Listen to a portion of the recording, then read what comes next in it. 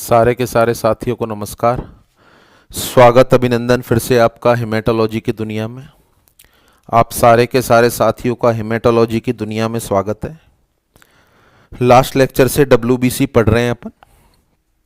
क्या होती हैं WBC? WBC are the nucleated formed element of human blood. आपके मेरे ब्लड में पाए जाने वाले वह एलिमेंट जिनका निर्माण बोन मैरो में होता है।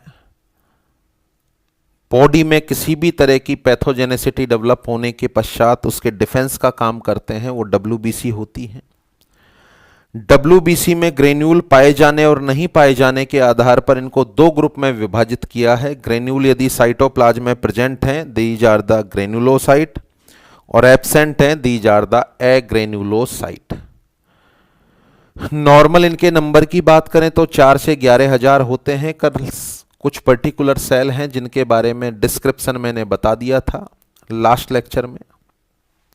लेक्चर में बेसिकली न्यूट्रोफिल क्या होती हैं उनके बारे में पूरा का पूरा डिस्क्रिप्शन अपन पढ़ चुके हैं।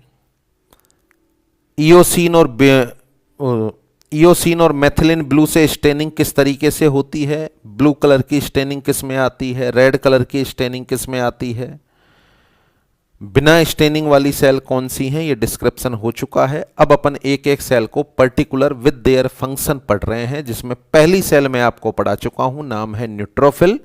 अब उसके बाद दूसरी सेल अपन को स्टार्ट करनी है, दैट इज द इयोसिनोफिल। तो दूसरी सेल के डिस्क्रिप्शन के बारे में जाने अपन। सेल का नाम है इयोसिनोफिल्स।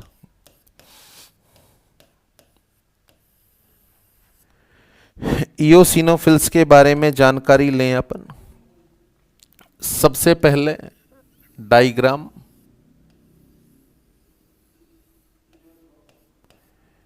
क्या इयोसिनोफिल के अंदर न्यूक्लियस पाया जाता है? तो आंसर है यस। इयोसिनोफिल के अंदर न्यूक्लियस पाया जाता है। क्या इसके अंदर ग्रेन्यूल पाए जाते हैं? तो भी आंसर है यस, इसमें भी ग्रेन्यूल्स पाए जाते हैं। किससे स्टेन होते हैं इसके ग्रेन्यूल? आंसर है इयोसिन से स्टेन होते हैं। तो इयोसिनोफिल को इयोसिनोफिल इसलिए नाम दिया गया क्योंकि इसके साइटोप्लाज्म में पाए जाने वाले ग्रेन्यूल रेड कलर के स्टेनिंग देते हैं, जो एसिडिक डाई है। तो यहां पर पहली लाइन अपन इसके अंतर्गत लिखना चाहेंगे, व्हाट इज द इयोसिनोफिल? तो अपन बोलेंगे it is a granular,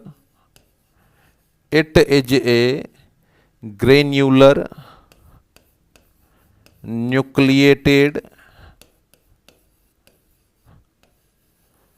leucocyte. It is a granular nucleated leucocyte.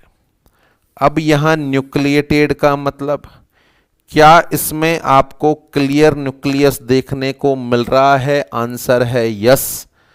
किस तरह का न्यूक्लियस आपको देखने को मिल रहा है? जिसके दो लोब हैं। तो यहां अपन डील करेंगे, it contain bilobed nucleus. It contain bilobed nucleus. इसमें बाइलोब्ड न्यूक्लियस होता है। स्टेनिंग हो रही है क्या? यस हो रही है। इसका मतलब स्टेनिंग तो ग्रेन्यूल की हो रही होगी। तो सीधा सा मतलब है इस पर्टिकुलर सेल में ग्रेन्यूल पाए जाते हैं जो रेड कलर की स्टेनिंग लेते हैं। तो यहां पर अपन बोलेंगे दूसरा पॉइंट या अगला point, granule it contain one type of granule जो स्टेन होते हैं, विच हैज बीन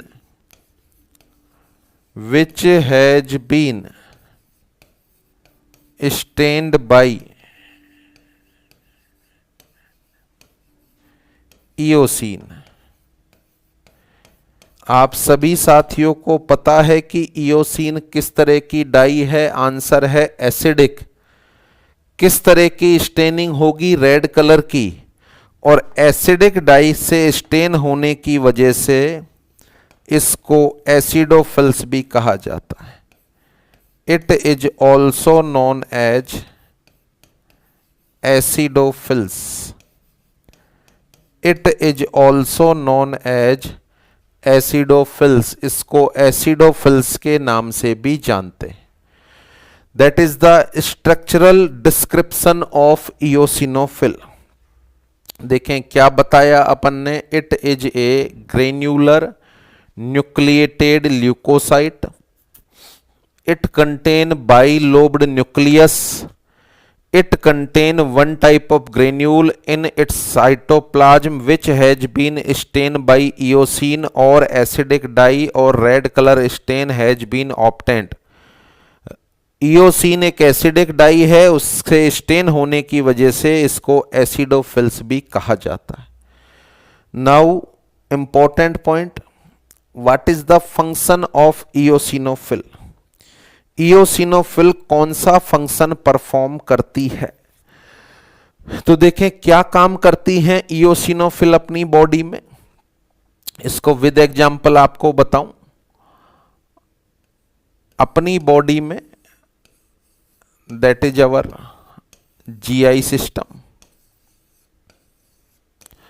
मान के चलें जीआई सिस्टम में किसी पैरासाइट की एंट्री हो गई और वह पैरासाइट अपनी इंटेस्टाइन में रहने लग गया। तो ये जो इयोसिनोफिल होती हैं, यह इयोसिनोफिल होती हैं, यह उस पैरासाइट को चारों तरफ से घेर लेती हैं और चारों तरफ से घेर कर उसको मारने की कोशिश करती हैं। पैरासाइट को चारों तरफ से घेर कर उसको मारने की कोशिश करती हैं। ये जो मिडिल में दिख रहा है यह एक पैरासाइट है जिसको इयोसिनोफिल के द्वारा मारने की कोशिश की जा रही है।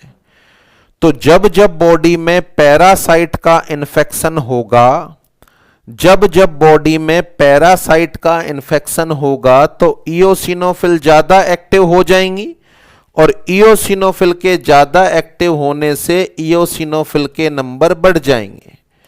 इयोसिनोफिल के नंबर बढ़ जाएंगे और इयोसिनोफिल के नंबर बढ़ना कंडीशन को नाम देते हैं इयोसिनोफिलिया। कंडीशन को नाम देते हैं eosinophilia. It is referred as increase the number of eosinophil. Example number 2, जब बॉडी में एलर्जिक प्रोसेस चलता है, जब बॉडी में एलर्जिक प्रोसेस चलता है और कोई एलर्जन बॉडी में एंटर करता है तो भी इनका स्टिमुलेशन होता है। जहां इन्फ्लामेटरी बदलाव आता है वहां यह रोल प्ले करती हैं, तो एलर्जिक कंडीशन में भी इनके नंबर बढ़ जाते हैं। एलर्जिक कंडीशन में भी इनके नंबर बढ़ जाते हैं। तो इयोसिनोफिलिया अपन को देखने को मिलेगा कौन कौन सी अवस्था में? आंसर है एलर्जिक कंडीशन में।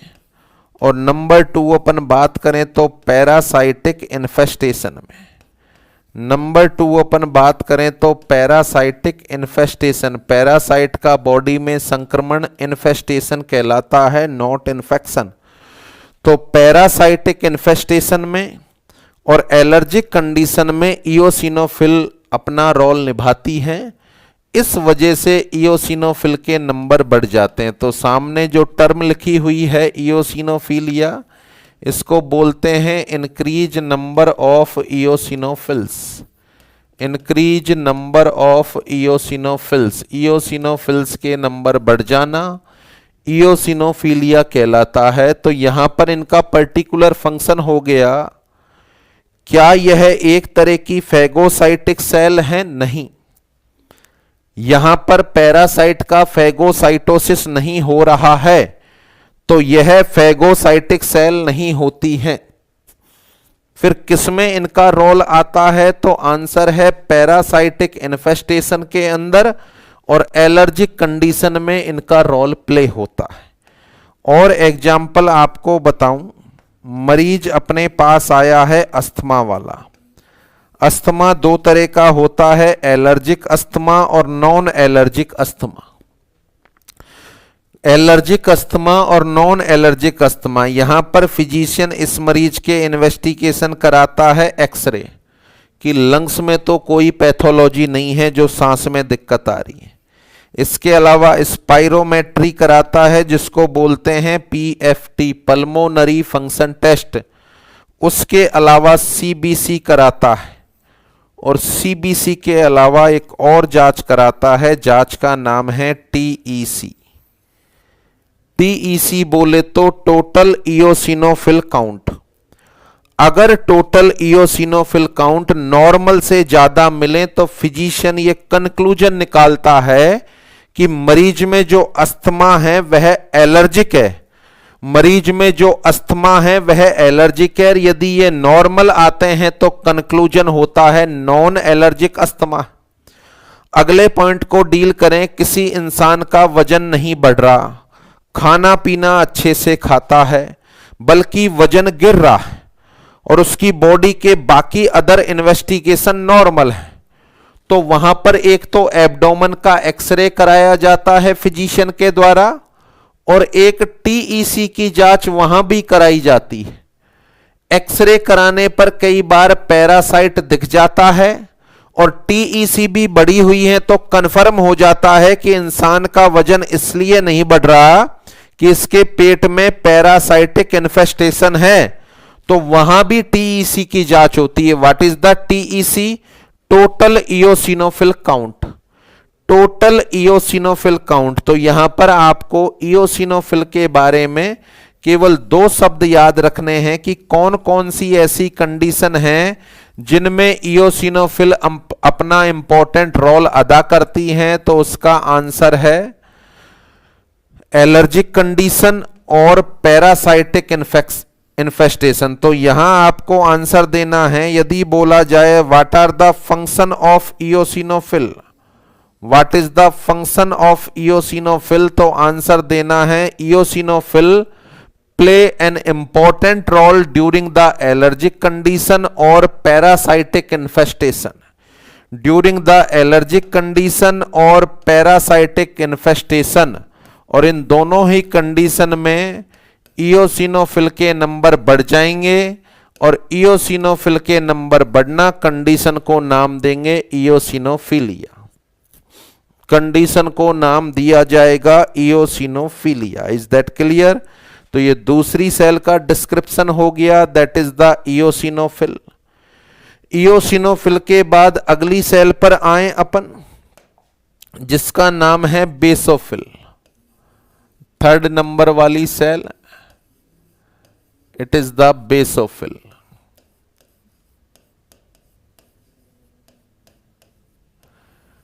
बेसोफिल की सबसे पहले तो स्ट्रक्चर को देखा जाए।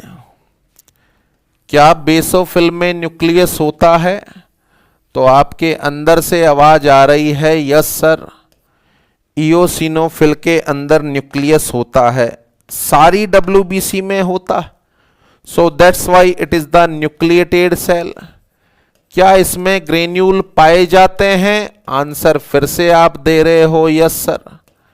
ये जो ग्रेन्यूल होते हैं यह किस कलर से स्टेन होते हैं? आंसर है ब्लू कलर से स्टेन होते हैं। ब्लू कलर से स्टेन होने का मतलब कौन सी डाई से स्टेन हो रहे होंगे? आंसर है मेथाइलिन ब्लू से स्टेन हो रहे होंगे। तो पहली लाइन बेसोफिल के बारे में, it is a granular, it is a granular nucleated leucocyte. It is a granular nucleated leucocyte. अब यहां पर अपन न्यूक्लिएटेड के बारे में पहले जाने, क्या इसमें न्यूक्लियस है? तो आंसर है यस। आंसर अपन देंगे इट कंटेन बाइलोब्ड न्यूक्लियस। इसका न्यूक्लियस भी बाइलोब्ड होता है, इसका न्यूक्लियस भी बाइलोब्ड होता है। ग्रेन्यूल के बारे में जानकारी लें। कितने तरह के ग्रेन्यूल हैं? एक ही तरह के। तो यहां अपन बोलेंगे it contain one type of granule, it contain one type of granule which has been stained by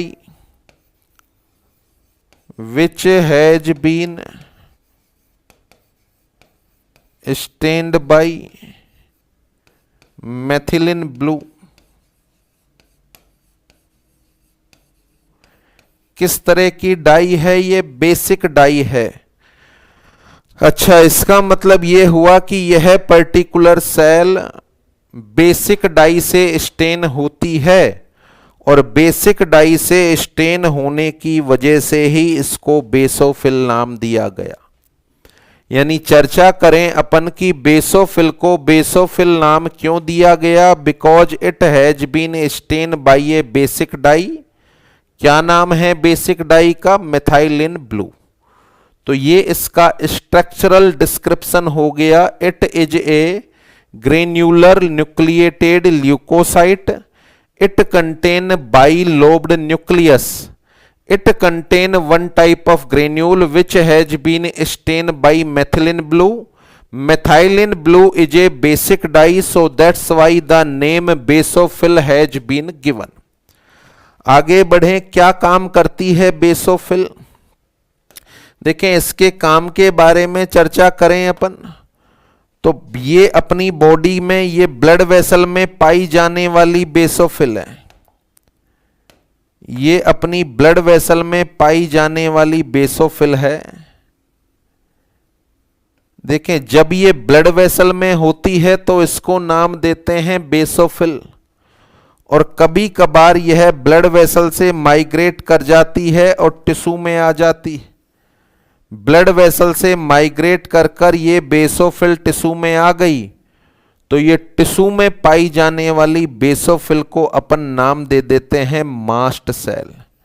the structure of basophil are just like the mast cell. Structure of basophil are just like the mast cell. यानी blood vessel में पाई जाने वाली इस particular cell को नाम देते हैं बेसोफिल, और जब यह बेसोफिल माइग्रेट करके टिश्यू में आ जाती है तो टिश्यू में पाई जाने वाली इस बेसोफिल को नाम देते हैं मास्ट सेल। जो काम आपके मेरे ब्लड में बेसोफिल के द्वारा परफॉर्म होता है, सेम उसी तरह का काम टिश्यू में मास्ट सेल करती हैं। तो अब जो अपन टॉपिक पढ़ेंगे वह टॉपिक फंक्शन ऑफ बेसोफिल नहीं होगा, बल्कि टॉपिक का नामकरण होगा फंक्शन ऑफ बेसोफिल और mast cell. Function of basophil और मास्ट सेल, बेसोफिल या मास्ट सेल का क्या फंक्शन होता है, चलें देख लें आप फंक्शन। फंक्शन नंबर 1, आपकी मेरी बॉडी में जितनी भी ब्लड वेसल होती हैं, इन ब्लड वेसल के अंदर बहुत सारे क्लॉटिंग फैक्टर्स होते हैं, परंतु नॉर्मल सरकमस्टांस में ब्लड वेसल में ब्लड की क्लॉटिंग नहीं होती। ब्लड वेसल में ब्लड की क्लॉटिंग नहीं होती क्योंकि इस ब्लड की क्लॉटिंग को रोकने के लिए एक नेचुरल एंटी कोएगुलेंट अपने ब्लड में होता है, और इस नेचुरल एंटी कोएगुलेंट का नाम है हेपेरिन। देखें, 8वीं 10वीं क्लास में एक क्वेश्चन पढ़ते थे अपन, या पढ़ते हैं अभी भी, कि नॉर्मली इंसान की रक्त वाहिनी में ब्लड का थक्का नहीं जमता क्योंकि उसकी रक्त वाहिनी में एक नेचुरल एंटीकोगुलेंट पाया जाता है जिसका नाम है हेपेरिन। अब हेपेरिन को जब आप नेचुरल एंटीकोएगुलेंट बोल रहे हैं, इसका मतलब यह आपके मेरे शरीर में पैदा होता होगा, यह आपके मेरे शरीर में पैदा होता होगा, तो इसको पैदा कौन करता है? आंसर दे रहा हूं आपको, it is secreted from mast cell और basophil. It is secreted from mast cell और basophil. Example number 1। Example number 2, मान के चलें मुझे एलर्जिक अस्थमा है। एलर्जिक अस्थमा का मतलब आप सारे के सारे साथी समझते हैं कि जब भी मैं किसी एलर्जन के संपर्क में आऊंगा तो मेरी ब्रोंकाई का ब्रोंको कंस्ट्रिक्शन हो जाएगा। एलर्जन के संपर्क में आने पर मेरी ब्रोंकाई का ब्रोंको कंस्ट्रिक्शन हो जाएगा। आपकी मेरी जो ब्रोंकाई होती हैं इसमें पाई जाती हैं मास्ट सेल, इसमें पाई जाती हैं मास्ट सेल। अब देखें ये मास्ट सेल क्या काम करती हैं। ये अपनी ब्रोंकाई हो गई, ये अपने लंग्स हो गए। देखें पूरी मैकेनिज्म को समझें आप। मुझे एलर्जिक अस्थमा है, मिट्टी धूल के संपर्क में आने पर मेरा दम घुटने लग जाता है, मुझे सांस में घुटन होने लग जाती है। कैसे होती होगी? गौर करें, बाहर से कोई भी एलर्जन मिट्टी धूल मेरे रेस्पिरेटरी ट्रैक्ट में पहुंचा, लंग्स में पहुंचा, ये वो मिट्टी धूल है। लंग्स में पहुंचने के बाद सीधा सा मतलब है कि यह ब्लड वेसल में जाएगा। लंग्स में पहुंचने के बाद यह मिट्टी धूल का पार्टिकल कहां गया? ब्लड वेसल में गया। ये ब्लड वेसल में पहुंच गया। अच्छा, ब्लड वेसल में बहुत सारी सेल होती हैं, तो एक सेल होती है लिम्फोसाइट, अभी पढ़ाऊंगा मैं आपको। एक सेल होती है लिम्फोसाइट। ये एलर्जन जब इस लिम्फोसाइट के संपर्क में आता है और इसको पता लगता है कि इससे एलर्जी है, तो एलर्जी की कंडीशन में यह एक एंटीबॉडी सीक्रेट करती है और उस एंटीबॉडी का नाम है IgE। आप सारे साथियों को ज्ञान है कि एलर्जिक कंडीशन में सीक्रेट होने वाली एंटीबॉडी होती है IgE। क्या हुआ प्रोसेस फिर से जाने। मैं मिट्टी धूल के संपर्क में आया, मिट्टी धूल के कण मेरे लंग्स में पहुंचे, लंग्स में जाने के बाद वह मेरे ब्लड में पहुंचे, ब्लड में बी लिम्फोसाइट के संपर्क में आए, तो बी लिम्फोसाइट ने क्या सीक्रेट किया? IgE। और यह IgE मेरे ब्लड में सर्कुलेट करने लग गई। यह IgE आगे चलकर इस मास्ट सेल से चिपक गई। जब ये ब्रोंकाई में पहुंची IgE तो किससे चिपक गई? मास्ट सेल से। और मास्ट सेल से कुछ सब्सटेंस सीक्रेट कराए, और वो सब्सटेंस सीक्रेट होने के बाद मेरी ब्रोंकाई का कंस्ट्रिक्शन हो गया। कौन कौन से सब्सटेंस सीक्रेट कराए? तो ब्रोंको कंस्ट्रिक्शन के लिए सब्सटेंस सीक्रेट हुए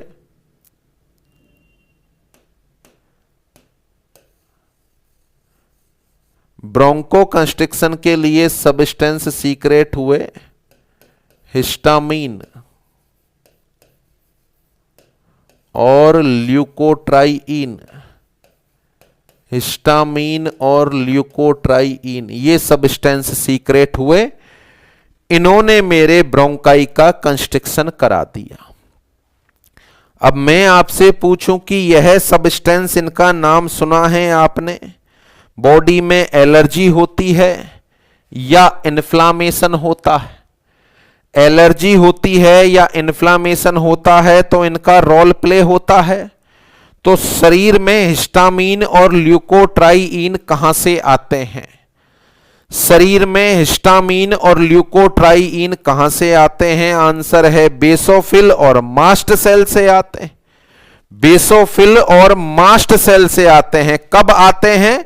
एलर्जिक कंडीशन में और इन्फ्लामेटरी कंडीशन में इन सब्सटेंस को सीक्रेट किया जाता है। तो ये सब्सटेंस शरीर में कहां से आए? आंसर है बेसोफिल से आए। और आगे बढ़े अपन, मान के चलें अपनी बॉडी में चोट लग गई, अपनी बॉडी में चोट लग गई और चोट लगने के पश्चात यहां से ब्लडिंग होने लग गई, ब्लड बाहर आने लग गया, तो इस ब्लडिंग को रोकने के लिए सबसे पहला प्रोसेस होता है, मास्ट सेल के द्वारा एक सब्सटेंस सीक्रेट किया जाता है जिसका नाम है सेरोटोनिन। उस सब्सटेंस का नाम है सेरोटोनिन। यह सेरोटोनिन ब्लड वेसल का वेजो कंस्ट्रिक्शन कराता है। तो यहां अपन बात करें, यह सेरोटोनिन आता कहां से है? यह सेरोटोनिन आता कहां से है? तो आंसर है मास्ट सेल और बेसोफिल से आता है। इसका मतलब है बॉडी में ब्लीडिंग होने की अवस्था में भी मास्ट सेल या बेसोफिल का रोल होता है। अगला एग्जाम्पल, यूट्रस में कॉन्ट्रैक्शन होते हैं, यूटेराइन कॉन्ट्रैक्शन होते हैं जब कार्पस ल्यूटियम बनती है 14वें दिन से लेकर 26वें दिन तक एक्टिव रहती है।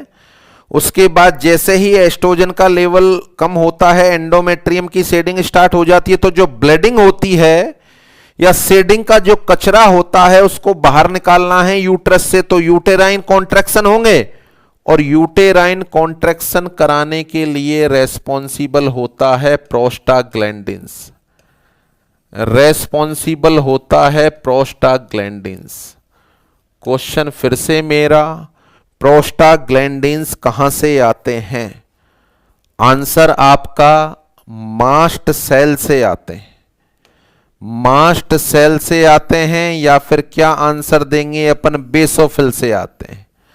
आपके सामने बोर्ड पर लिखे हुए हैं कई सारे नाम, 100% साथी इन नामों से परिचित हैं, हिस्टामीन, ल्यूकोट्राइइन, हिपेरिन, प्रोस्टाग्लैंडिन्स और सेरोटोनिन। क्या हैं ये सारे के सारे सब्सटेंस? क्वेश्चन है मेरा, क्या हैं ये सारे के सारे substance? These are the enzyme या दीज आर द हार्मोन? तो देखें इसका आंसर है they are not the enzyme and they are not the hormone. They are not the enzyme, they are not the hormone, they are the chemical mediator, they are the chemical mediator. यह chemical mediator हैं जो body में अलग अलग circumstance में release होते हैं। तो यहां मैं बोलना चाहूंगा मास्ट सेल, मास्ट सेल और बेसोफिल, मास्ट सेल और basophils are responsible, mast cell और basophil are responsible to secrete the various chemical mediator, various chemical mediator. कौन कौन से केमिकल मीडिएटर हैं दोबारा से लिखने की आवश्यकता नहीं है, ऊपर लिखे हुए हैं, such as heparin, histamine, leukotriene, serotonin and prostaglandins. कब रिलीज होते हैं ये? During the various condition, during the various conditions. Body में बहुत सारी कंडीशंस में इन केमिकल मीडिएटर को रिलीज कराने के लिए जरूरी होती है मास्ट सेल और बेसोफिल। कौन कौन सी कंडीशन? एलर्जिक कंडीशन, अभी आपको एलर्जिक अस्थमा वाला एग्जाम्पल बताया। बॉडी में ब्लीडिंग होगी तो सेरोटोनिन रिलीज होगा, इन्फ्लामेशन होगा तो हिस्टामीन और ल्यूकोट्राइइन रिलीज होगा, यूटेराइन कॉन्ट्रैक्शन होंगे तो प्रोस्टाग्लैंडिन्स रिलीज होगा। अब बताओ कितने सारे फंक्शन हैं जिनमें केमिकल मीडिएटर की आवश्यकता पड़ती है। तो इन सारे के सारे फंक्शन को परफॉर्म कराने के लिए मास्ट सेल और बेसोफिल की आवश्यकता होती है।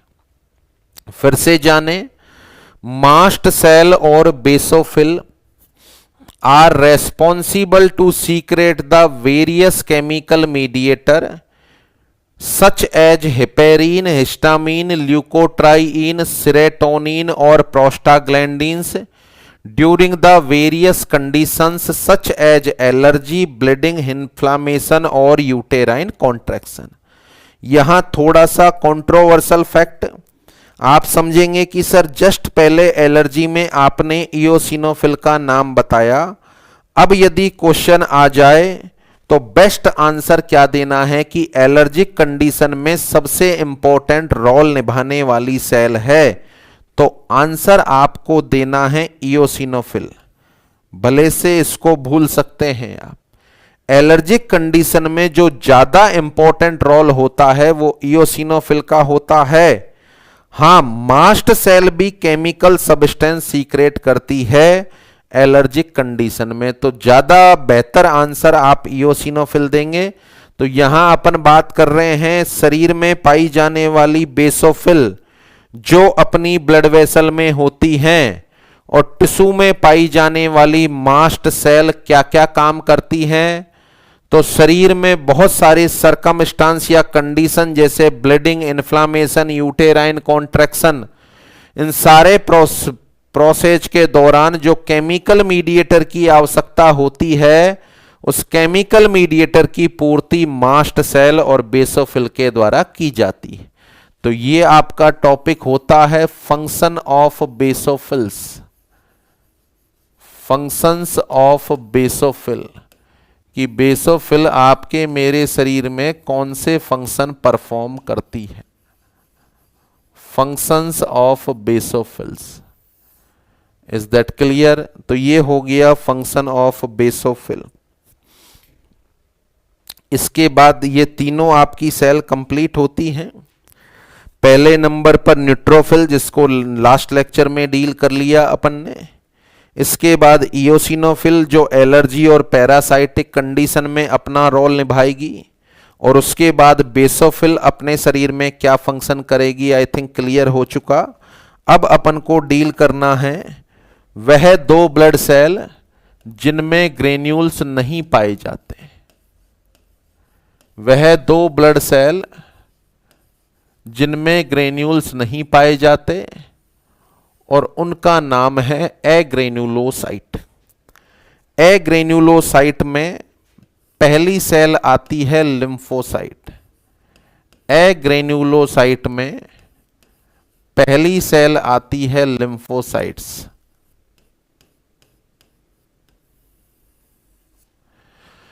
देखिए, लिम्फोसाइट के बारे में डिस्क्रिप्शन, पहले तो सिंपल डिस्क्रिप्शन जान लें, फिर इसका ब्रॉड वे में बताऊंगा विद क्लासिफिकेशन। ये लिम्फोसाइट है, और ये लिम्फोसाइट में पाया जाने वाला न्यूक्लियस है। ये लिम्फोसाइट है, और ये लिम्फोसाइट में पाया जाने वाला न्यूक्लियस है। यहां पर किसी भी तरह की स्टेनिंग नहीं हो रही है, तो स्टेनिंग नहीं हो रही तो कलर भी नहीं आएगा। तो यहां अपन बात करेंगे it is an agranular, it is an agranular nucleated leucocyte. It is an agranular nucleated leucocyte. अब चूंकि एग्रेन्युलर हो गया तो ग्रेन्यूल की कोई कहानी तो लिखनी ही नहीं है।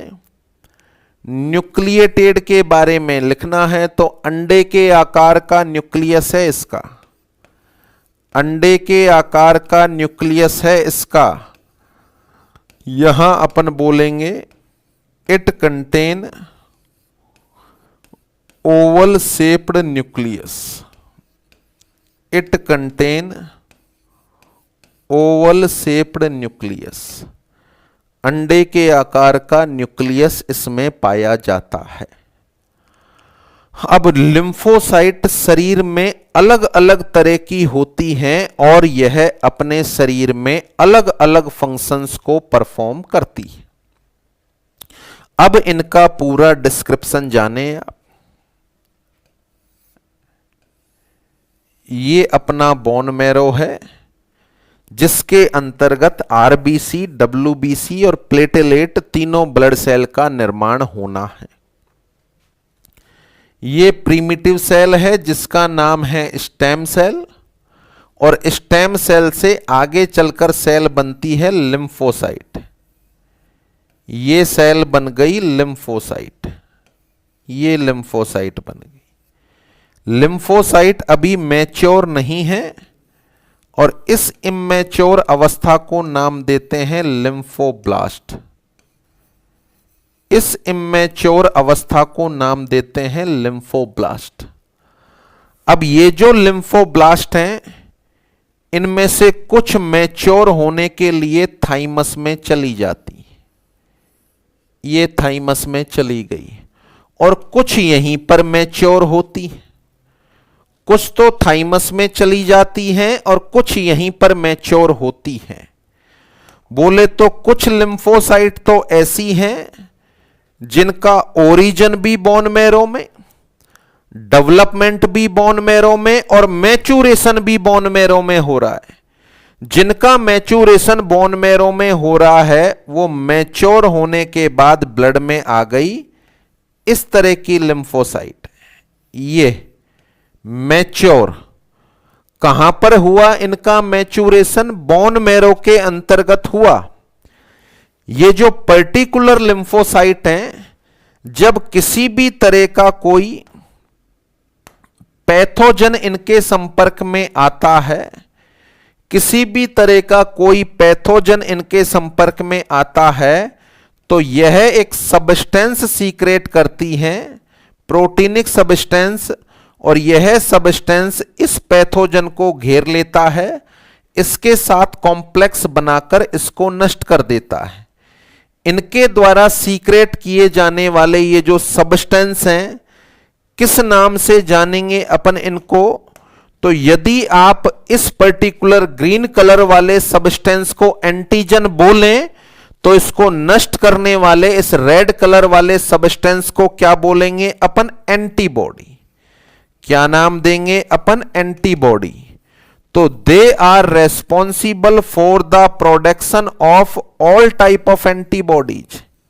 They are responsible for the production of all type of antibodies. शरीर में बनने वाली सारी की सारी तरह की एंटीबॉडी का निर्माण इन्हीं पर्टिकुलर सेल से होना। बोले तो एंटीबॉडी, जैसा कि शायद पहले चर्चा कर चुके हैं अपन, गामडे के नाम से IgG, IgA, IgM, IgD, IgE, ये पांचों तरह की एंटीबॉडी हैं जिनका निर्माण इन्हीं सेल से होगा। तो ये जो पर्टिकुलर सेल बनी है, इनका ओरिजिन भी बोन मैरो में हुआ, डेवलपमेंट भी बोन मैरो में हुआ और मैच्योरेशन भी बोन मैरो में हुआ। So that's why they are considered as B lymphocyte. इनको अपन बी लिम्फोसाइट के नाम से जानेंगे। इनको अपन बी लिम्फोसाइट के नाम से जानेंगे। बी बोले तो बोन मैरो, इनका ओरिजिन भी बोन मैरो में होता है, डेवलपमेंट भी बोन मैरो में होता है और मैच्योरेशन भी बोन मैरो में होता है। They are responsible for the production of all type of antibody. They are responsible for the production of all type of antibody. तो आज के बाद जब भी एंटीबॉडी नाम आए, आपके दिमाग में पहला विचार बी लिम्फोसाइट आना चाहिए, क्योंकि शरीर में बनने वाली सारी की सारी एंटीबॉडी का निर्माण बी लिम्फोसाइट के द्वारा होता है। अब अपन बात करें उन सेल का क्या हुआ जी जो थाइमस में चली गई। उन सेल का क्या हुआ जो थाइमस में चली गई। देखो, थाइमस में जाने के बाद यह सेल भी मैच्योर हुई है और मैच्योर होने के बाद यह सेल अलग अलग तरीके की सेल अपने ब्लड में आ गई। ये अलग अलग तरीके की सेल कौन सी हैं जी, इनके बारे में जानकारी ले लें। ये अलग अलग तरह की सेल ये हैं। ये जो ऊपर सेल आपको दिख रही है, अच्छा सबसे पहले तो इनका नामकरण कर दें। ये थाइमस में मैच्योर हुई सेल हैं। इनका ओरिजिन बोन मैरो में हुआ, डेवलपमेंट बोन मैरो में हुआ, परंतु मैच्योरेशन थाइमस में हुआ। इनका मैच्योरेशन थाइमस में होने की वजह से इन लिम्फोसाइट को नाम दिया जाएगा टी लिम्फोसाइट। इन पर्टिकुलर लिम्फोसाइट को नाम दिया जाएगा टी लिम्फोसाइट। टी लिम्फोसाइट में अलग अलग तरह की सेल आपको देखने को मिलेंगी। ये जो पर्टिकुलर सेल आपको देखने को मिल रही है, इसकी सरफेस पर एक मॉलिक्यूल लगा हुआ है। इस मॉलिक्यूल को बोलते हैं क्लस्टर डेजिग्नेटेड मॉलिक्यूल। इस मॉलिक्यूल को बोलते हैं क्लस्टर डेजिग्नेटेड मॉलिक्यूल या सीडी मॉलिक्यूल। इस सेल का काम है, यह पर्टिकुलर सेल किसी भी तरह की फॉरेन बॉडी जो टिश्यू में अपने हैं, खासकर सेल में है, वो जैसे ही इसके संपर्क में आती है, यह उस पर अटैक करके सीधे इसको मार डालती है। तो सीधे ही किल करने वाली सेल है। इस पर्टिकुलर सेल को नाम देते हैं टी किलर सेल। इस पर्टिकुलर सेल को नाम देते हैं टी किलर सेल, या फिर इसका दूसरा नाम है साइटोटॉक्सिक टी सेल, या फिर इसका दूसरा नाम है साइटोटॉक्सिक टी सेल, या फिर इस पर क्लस्टर डेजिग्नेटेड मॉलिक्यूल लगा हुआ है। So that's why it is also known as CD8 cell. इस सेल को नाम देते हैं CD8 सेल। ये पहले तरह की टी लिम्फोसाइट हो गई। ये पहले तरह की टी लिम्फोसाइट हो गई, जिसको अपन टी किलर नाम दे दें, साइटोटॉक्सिक टी सेल नाम दे दें, या CD8 सेल नाम दे दें, एक ही बात है। इसके बाद ये तो अपन कह रहे हैं कि ऊपर ही ऊपर वाली सेल मारने वाली सेल है, पैथोजन को किल करने वाली सेल है, परंतु कोई इसको बताएगा तो सही कि इसको मारो, इसको मारना है, इसको नहीं मारना है, तो इसकी हेल्प कौन करेगा? ये वाली सेल करेगी। ये जो नंबर 2 पर अपन ने बनाई है, ये वाली सेल इसकी हेल्प करने वाली सेल है, और इस पर भी एक क्लस्टर डेजिग्नेटेड मॉलिक्यूल लगा हुआ है। ये जो दूसरे नंबर वाली सेल है, इसको अपन नाम देते हैं टी हेल्पर सेल। इसको अपन नाम देते हैं टी हेल्पर सेल। और यहां पर 4 कॉलम है, तो इस क्लस्टर डेजिग्नेटेड मॉलिक्यूल की वजह से it is also known as CD4 cell. ये जो टी हेल्पर सेल है, इसको CD4 सेल के नाम से भी जाना जाता है। तो देखें, एक तो हो गई टी किलर, दूसरी हो गई टी हेल्पर, जिसको अपन ने CD4 सेल भी नाम दे दिया।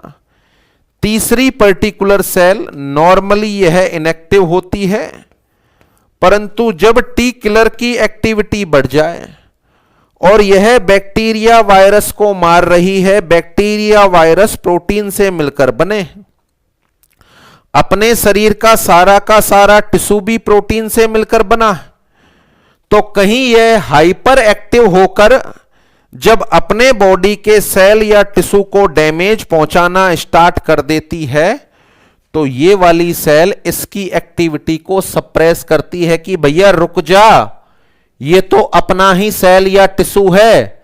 इसका मतलब टी किलर की एक्टिविटी को सप्रेस करने वाली इस पर्टिकुलर सेल को अपन नाम देते हैं टी सप्रेसर। इस पर्टिकुलर सेल को अपन नाम देते हैं टी सप्रेसर। तो टी लिम्फोसाइट बेसिकली 3 तरह की होती है, टी किलर, टी हेल्पर और T suppressor. Is that clear?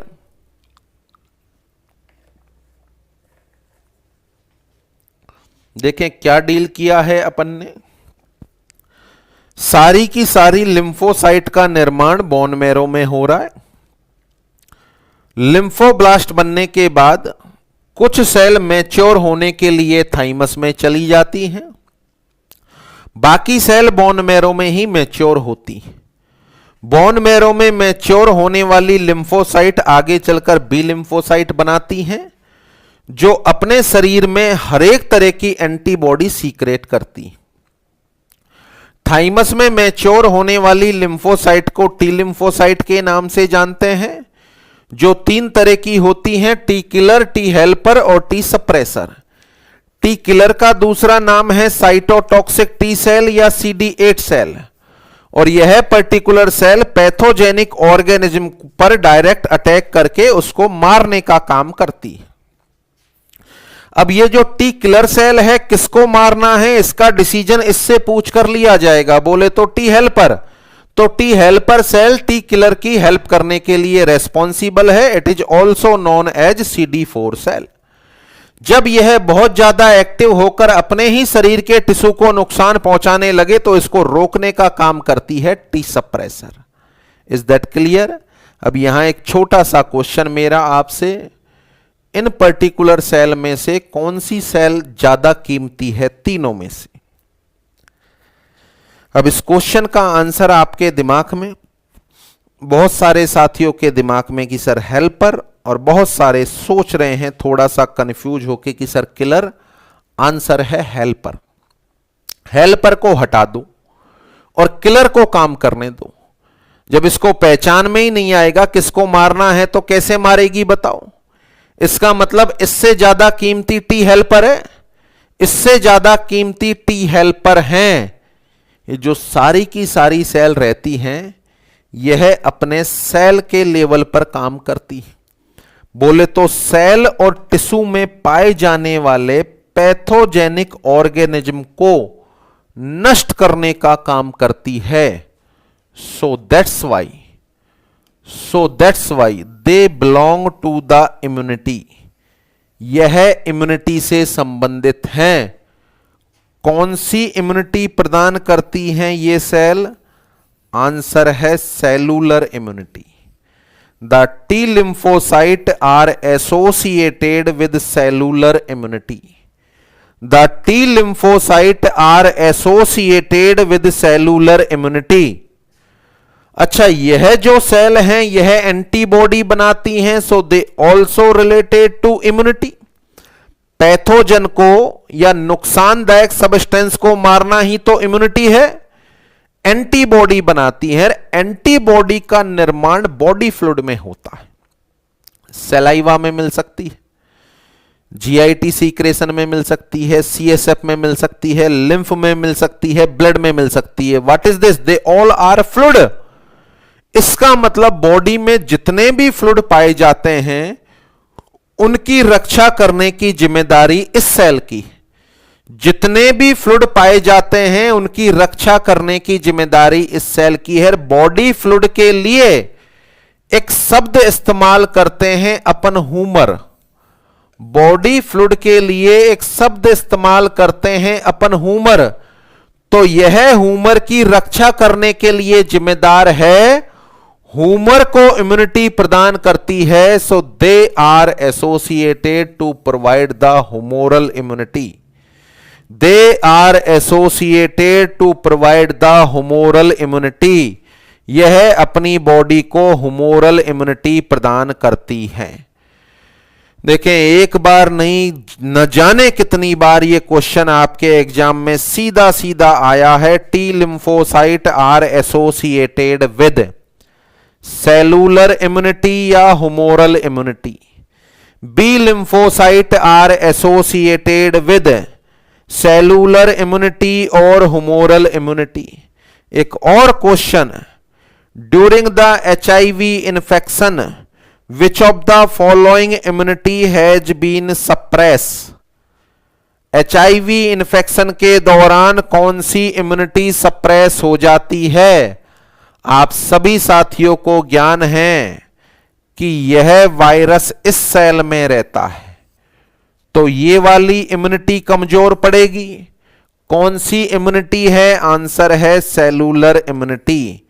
तो HIV या एड्स की कंडीशन में मेनली कौन सी इम्यूनिटी अफेक्ट होती है? आंसर है देना है आपको सेलुलर इम्यूनिटी। तो ये 3 क्वेश्चन बार बार आपके एग्जाम में आते हैं। क्वेश्चन नंबर 1, बी लिम्फोसाइट किससे संबंध रखती है? आंसर है हुमोरल इम्यूनिटी। टी लिम्फोसाइट किससे संबंधित है? आंसर है सेलुलर इम्यूनिटी।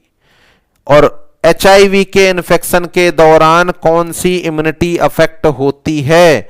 आंसर देना है आपको सेलुलर इम्यूनिटी। देखें, लास्ट लेक्चर में मैंने आपको न्यूट्रोफिल पढ़ाई, फिर अभी के लेक्चर में मैंने आपको इयोसिनोफिल बेसोफिल पढ़ाई। बताओ, न्यूट्रोफिल पढ़ाते हुए मैंने इम्यूनिटी नाम नहीं लिया, इयोसिनोफिल में इम्यूनिटी नाम नहीं आया, बेसोफिल में भी इम्यूनिटी नाम नहीं आया।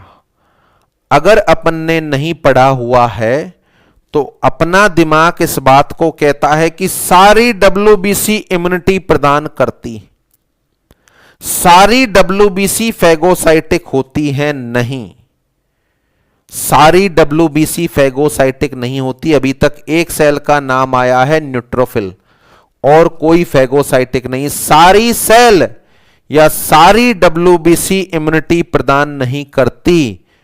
तो पांचों WBC में से कौन सी WBC है जो इम्यूनिटी प्रदान करती है? आंसर है lymphocyte. Lymphocyte is associated with immunity. Lymphocyte is associated with immunity. कि शरीर में इम्यूनिटी प्रदान करने के लिए कौन सी सेल रेस्पॉन्सिबल है? आंसर देना है लिम्फोसाइट। पांचों WBC इम्यूनिटी नहीं बना रही हैं, केवल कौन कौन सी सेल बना रही है? लिम्फोसाइट। कितने तरह की इम्यूनिटी देती है ये सेल? 2 तरह की। कौन कौन सी होती है? सेलुलर इम्यूनिटी और हुमोरल इम्यूनिटी। सेलुलर इम्यूनिटी किसके द्वारा दी जाएगी? टी लिम्फोसाइट के द्वारा। और हुमोरल इम्यूनिटी किसके द्वारा दी जाएगी? बी लिम्फोसाइट के द्वारा। What is the meaning of humour? Humour बोले तो बॉडी फ्लूइड, हुमर बोले तो बॉडी फ्लूइड। तो मेरे हिसाब से टोटल कंसेप्ट आपको समझ में आ गया। किस तरीके से सेल डेवलप हो रही हैं यह भी समझ में आ गया। तो यहां पर इसका डिस्क्रिप्शन अपन जाने। डिस्क्रिप्शन बोले तो क्लासिफिकेशन, यहां मैं लिखूं क्लासिफिकेशन ऑफ लिम्फोसाइट। लिम्फोसाइट का classification. Number 1, B lymphocyte. B lymphocytes. बताएं क्या बोले बी लिम्फोसाइट के बारे में? इनका ओरिजिन कहां? Bone marrow. इनका डेवलपमेंट कहां? Bone marrow. बोले तो ओरिजिन भी बोन मैरो में, डेवलपमेंट भी बोन मैरो में, मैचुरेशन भी बोन मैरो में। वह लिम्फोसाइट जिसका origin, development and maturation bone marrow में होता है, बी लिम्फोसाइट कहलाती। The lymphocyte which are originated, developed and maturated inside the bone marrow are considered as B lymphocyte। क्या काम करेंगी बी लिम्फोसाइट? आंसर देंगे अपन, they are responsible, they are responsible to produce, they are responsible to produce all types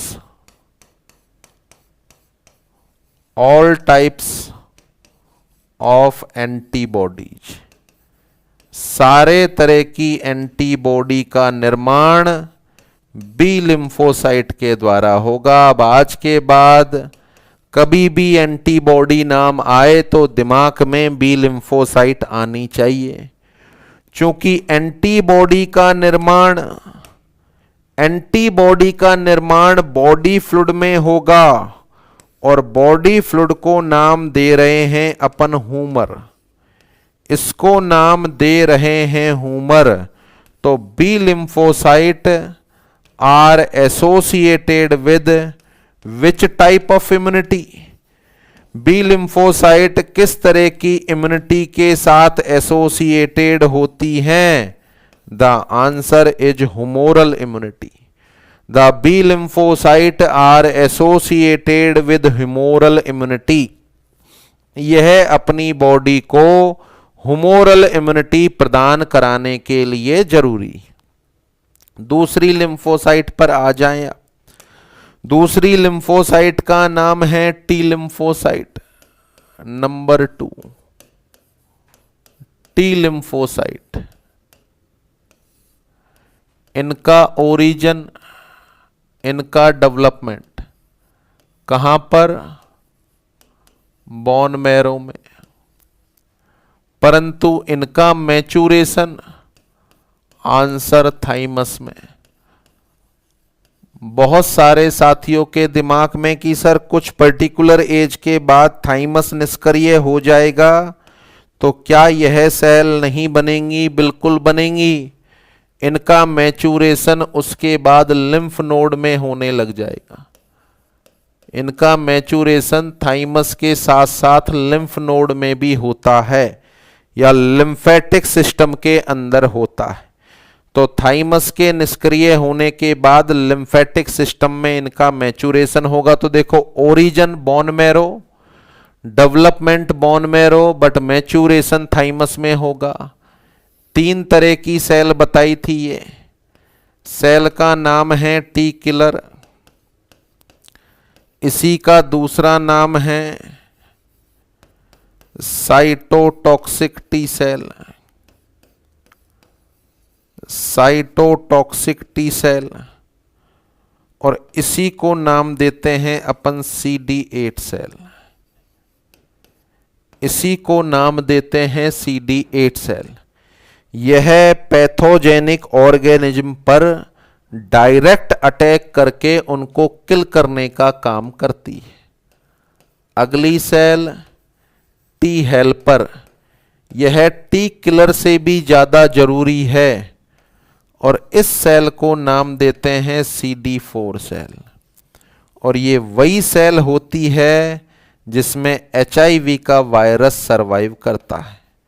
यानी आपकी मेरी body में HIV का वायरस कौन सी सेल में सरवाइव करता है? CD4 सेल में।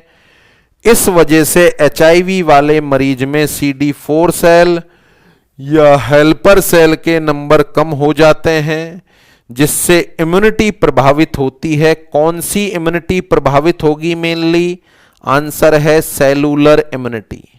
और तीसरी सेल, जब टी किलर की एक्टिविटी बहुत ज्यादा बढ़ जाए और अपने टिश्यू को नुकसान पहुंचने लग जाए तो इस टी किलर की एक्टिविटी को सप्रेस करने के लिए टी सप्रेसर का रोल प्ले होता है।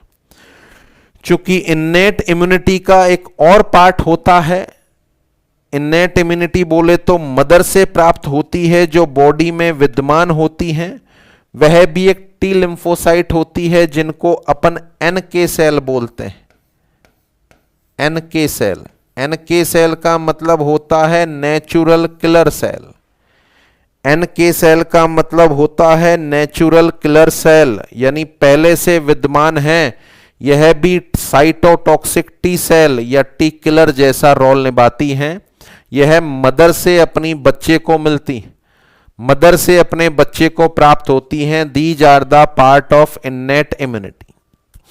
तीनों तरह की सेल हो गई। देखिए क्या जाना है अपन ने? टी लिम्फोसाइट जिनका ओरिजिन और डेवलपमेंट बोन मैरो में होता है, परंतु इनका मैच्योरेशन थाइमस में होता है। थाइमस के निष्क्रिय होने के बाद इनका मैच्योरेशन लिम्फ नोड में होगा। 3 तरह की होंगी ये T killer, cytotoxic T cell या CD8 cell. They are responsible for killing the microorganism, pathogenic micro organism.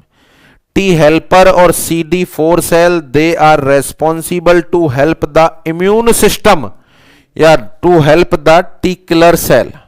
और टी सप्रेसर, टी किलर की एक्टिविटी को सप्रेस करने वाली। यहां जो इम्यूनिटी अपन को मिल रही है वह बेसिकली टिश्यू में मिल रही है, सेल में मिल रही है। तो they are associated with cellular immunity. The T lymphocyte are associated with cellular immunity. That is a very important question जो बार बार एग्जाम में पूछा जाता है। और यह भी पूछा जाता है कि HIV के संक्रमण के दौरान मेनली कौन सी इम्यूनिटी प्रभावित होती है। HIV के संक्रमण के दौरान मेनली कौन सी इम्यूनिटी प्रभावित होती है, तो इसका आंसर भी आपको देना है सेलुलर इम्यूनिटी।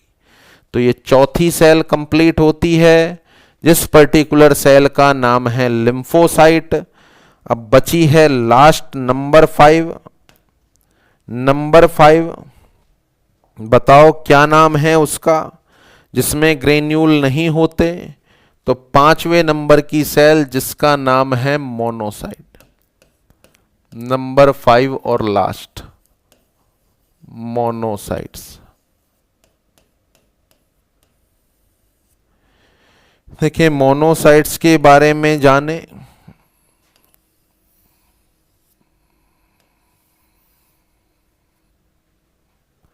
सबसे लार्जेस्ट सेल होती है। 5 WBC में सबसे ज्यादा डायामीटर इसका होता है लगभग 16 से 20 माइक्रोन। बाकी का 7 से 14 माइक्रोन तक होता है, इसका 16 से 20 माइक्रोन होता है। किसी भी तरह की स्टेनिंग इसकी नहीं हो रही है। तो पहली लाइन में इसमें ऐड करूंगा इट इज एन एग्रेन्यूलर, क्योंकि इसकी स्टेनिंग नहीं हो रही, इसका मतलब इसमें ग्रेन्यूल नहीं है। It is an agranular nucleated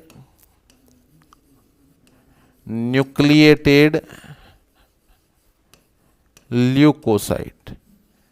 it is an agranular nucleated leucocyte. अब ग्रेन्यूल की तो चर्चा करनी नहीं है, न्यूक्लियस की चर्चा करनी है। तो इसका न्यूक्लियस किडनी के आकार का होता है।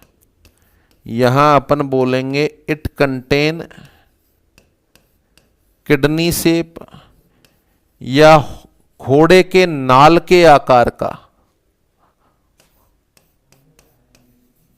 हॉर्स शू शेप्ड, या सेम के बीज के आकार का बोले तो बीन शेप्ड न्यूक्लियस। इसमें किडनी के आकार का, घोड़े के नाल के आकार का या बीन शेप्ड न्यूक्लियस पाया जाता है। सबसे इंपॉर्टेंट बात, सारी WBC में सबसे लार्जेस्ट WBC है। और लार्जेस्ट WBC क्या, RBC और प्लेटलेट, वो दोनों का साइज WBC से कम होता है। तो यह ब्लड की लार्जेस्ट सेल है। तो important question, it is the largest cell of blood. It is the largest cell of blood. Blood की सबसे बड़ी सेल होती है मोनोसाइट। क्या काम करती है जी मोनोसाइट, उस पर चर्चा करें। देखें अभी तक एकमात्र सेल मैंने आपको पढ़ाई है जो फैगोसाइटोसिस का काम करती है, और उस पर्टिकुलर सेल का नाम है न्यूट्रोफिल। उस पर्टिकुलर सेल का नाम है न्यूट्रोफिल। तो यह सेल न्यूट्रोफिल के साथ मिलकर फेगोसाइटोसिस का काम करती है। यानी जो अपनी फर्स्ट लाइन ऑफ डिफेंस है न्यूट्रोफिल, न्यूट्रोफिल के साथ साथ डब्ल्यूबीसी में से कौन सी डब्ल्यूबीसी है जो फेगोसाइटोसिस का काम करती है? आंसर आपको देना है मोनोसाइट। ये मान के चलो 8 से 10 माइक्रोन और ये 16 से 20 माइक्रोन। अगर कोई 12 माइक्रोन का बैक्टीरिया, वायरस या फॉरेन बॉडी आएगा तो इसका तो साइज ही 10 माइक्रोन है, ये तो कैसे निगलेगी उसको निगलने में इस सेल का रोल आएगा। परंतु मान के चलें अपनी बॉडी में कोई वुड का टुकड़ा, कांच का टुकड़ा इंसर्ट हो गया जिसका साइज 24 माइक्रोन है और वह अपने टिश्यू में इंसर्ट हो गया, तो ये जो मोनोसाइट है इसका साइज तो 16 से 20 माइक्रोन है। बताओ 24 माइक्रोन के टुकड़े को कौन फेगोसाइट करे या कौन निगले? न्यूट्रोफिल तो निगल नहीं सकती। अच्छा, निगल ये भी नहीं सकती, निगल ये भी नहीं सकती क्योंकि ये तो 20 माइक्रोन तक है। अब इनका क्या इलाज होता है? तो इनका इलाज ये होता है कि ये जो मोनोसाइट अपनी ब्लड वेसल में होती हैं यह माइग्रेट करके बाहर निकलती हैं और यह ब्लड से बाहर टिश्यू में आ जाती है और टिश्यू में आकर यह मोनोसाइट आपस में मिल जाती है और आपस में फ्यूज होकर 30, 40, 50 माइक्रोन की एक सेल बना लेती हैं जो इस तरह के बड़े मॉलिक्यूल का फेगोसाइटोसिस करता है। ये अपनी बॉडी में सबसे बड़ी फेगोसाइटिक सेल है।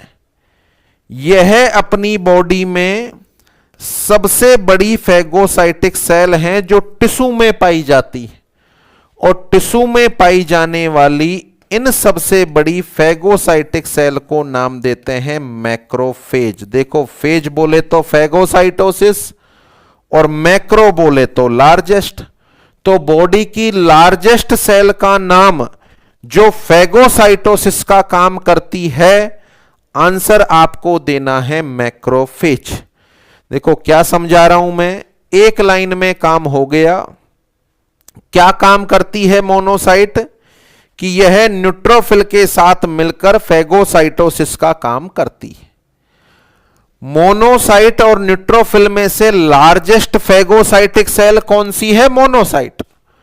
और मैक्सिमम नंबर वाली फेगोसाइटिक सेल कौन सी है? तो आंसर आपको देना है न्यूट्रोफिल। न्यूट्रोफिल के नंबर ज्यादा होते हैं, नेक्स्ट लेक्चर में नंबर भी बताऊंगा मैं इनके। परंतु बॉडी की लार्जेस्ट फेगोसाइटिक सेल तो जो मोनोसाइट होती हैं वो ब्लड वेसल से बाहर निकलकर आपस में फ्यूज होकर लार्ज फेगोसाइटिक सेल बना लेती हैं जिनको मैक्रोफेज के नाम से जानते हैं, जिनके अलग अलग जगह पर अलग अलग नाम हैं। जैसे लीवर में पाई जाने वाली मैक्रोफेज का नाम होता है कुफर सेल, जो सभी ने सुना है। लंग्स में पाई जाने वाली मैक्रोफेज का नाम होता है डस्ट सेल, यह भी सुना होगा। ब्रेन में पाई जाने वाली मैक्रोफेज का नाम होता है माइक्रोग्लियल सेल, इसका नाम होता है माइक्रोग्लियल सेल। तो अभी तक की चर्चा में अपन डिस्क्राइब करें तो अपने पास 3 फेगोसाइटिक सेल हो गई। अपने पास 3 फेगोसाइटिक सेल हो गई। Option A neutrophil, option B monocyte, option B monocyte, option C macrophage. चलो ऑप्शन डी भी दे देता हूं, all of them. Question number 1, which of the following is a phagocytic cell? निम्न में से कौन सी फेगोसाइटिक सेल है? All of them. आपका आंसर भी शायद यही है। Which of the following is largest phagocytic cell of human body? Human body answer is macrophage. Largest phagocytic cell in human blood, largest phagocytic cell in human blood, answer is monocyte. The phagocytic cell with maximum number, सबसे ज्यादा number जिसके होते हैं उस phagocytic cell का नाम neutrophil. The phagocytic cell which are found in tissue, the phagocytic cell which are found in tissue, what is the right answer? Answer is macrophage. Macrophage का precursor कौन होगा, यानी मैक्रोफेज का निर्माण कौन सी सेल से होगा? तो आंसर है मोनोसाइट से होगा, आंसर है मोनोसाइट से होगा। Is that clear? तो what is the function of monocyte? Answer देंगे it perform phagocytic function, it perform phagocytic function. किसके साथ मिलकर? Along with neutrophil, along with neutrophil. और ये जो मोनोसाइट होती हैं आपस में मिलकर क्या बना लेती हैं? Macrophage. It is the largest phagocytic cell in human body. अंतर यह है कि मोनोसाइट तो मिलेगी ब्लड वेसल में, मोनोसाइट तो मिलेगी ब्लड वेसल में या ब्लड में, जबकि मैक्रोफेज कहां पर मिलेगी? टिश्यू में। The example of macrophage are Kupffer cell, dust cell और माइक्रोग्लियल सेल। यानी टोटल पांचों WBC में यदि मैं आपसे पूछूं कौन सी WBC इम्यूनिटी दे रही है, आप आंसर देंगे सर लिम्फोसाइट। कौन सी इम्यूनिटी फेगोसाइटिक है? आपका आंसर है न्यूट्रोफिल और मोनोसाइट। कौन सी WBC पैरासाइट में और एलर्जी में रोल प्ले करेगी? आपका आंसर है इयोसिनोफिल। कौन सी WBC केमिकल मीडिएटर का सीक्रेशन करेगी? आपका आंसर है मास्ट सेल और बेसोफिल। 5 की जगह मैंने आपको 7 सेल के बारे में जानकारी दे दी। 5 तो WBC, neutrophil, eosinophil, basophil, lymphocyte और मोनोसाइट, और 2 और हो गई जो टिश्यू में हैं। These are the mast cell और मैक्रोफेज। Is that clear? तो ये पांचों WBC का डिस्क्रिप्शन कंप्लीट होता है। शायद बेहतर तरीके से आपको नॉलेज मिल गई और एक एक चीज के बारे में आपको जानकारी हो गई। यहां से पढ़ना स्टार्ट किया था, रिवाइज कर लें एक बार। इयोसिनोफिल का बेसिक डिस्क्रिप्शन लिखा हुआ है। काम क्या करती है? एलर्जिक कंडीशन और पैरासाइटिक इन्फेस्टेशन में इसका रोल है। बेसोफिल का बेसिक डिस्क्रिप्शन, और जब बेसोफिल टिश्यू में चली जाए तो इसको मास्ट सेल के नाम से जानते हैं। क्या काम करती है? तो बहुत सारे process, bleeding, allergy, inflammation, uterine contraction के दौरान सीक्रेट होने वाले समस्त केमिकल मीडिएटर को सीक्रेट करने की जिम्मेदारी बेसोफिल और मास्ट सेल की होती। देन एग्रेनुलोसाइट में लिम्फोसाइट, एग्रेनुलर न्यूक्लिएटेड ल्यूकोसाइट है, ओवल शेप्ड न्यूक्लियस होता है। यह इम्यूनिटी के साथ एसोसिएटेड होती है, जो 2 तरह की है, सेलुलर और हुमोरल। ये आपको सारी लिम्फोसाइट का डेवलपमेंट समझा दिया। बी लिम्फोसाइट जो हुमोरल इम्यूनिटी बनाती है, सारी तरह की एंटीबॉडी का निर्माण इससे होता है। बी को बी क्यों बोल रहे हैं? क्योंकि इसका ओरिजिन, डेवलपमेंट और मैच्यूरेशन बोन मैरो में हो रहा है, जबकि टी लिम्फोसाइट का ओरिजिन और डेवलपमेंट बोन मैरो में, मैच्यूरेशन थाइमस और लिम्फ नोड में होता है। यह सेलुलर इम्यूनिटी प्रदान करती हैं। 3 तरह की होती हैं, किलर, हेल्पर और सप्रेसर, और मदर से मिलने वाली NK cell, natural killer cell. HIV का वायरस कौन सी सेल में रिजाइड करता है? आंसर है CD4 सेल या टी हेल्पर सेल में। उसके बाद लास्ट सेल मोनोसाइट, यह अपने ब्लड की सबसे बड़ी सेल है, it is the largest cell of human blood. उसके बाद यह सेल ब्लड वेसल से निकलकर टिश्यू में पहुंचकर मैक्रोफेज का निर्माण कर लेती है। एग्जाम्पल ऑफ मैक्रोफेज देख लो आप, कुफर सेल, डस्ट सेल और माइक्रोग्लियल सेल लीवर में, लंग्स में और ब्रेन में।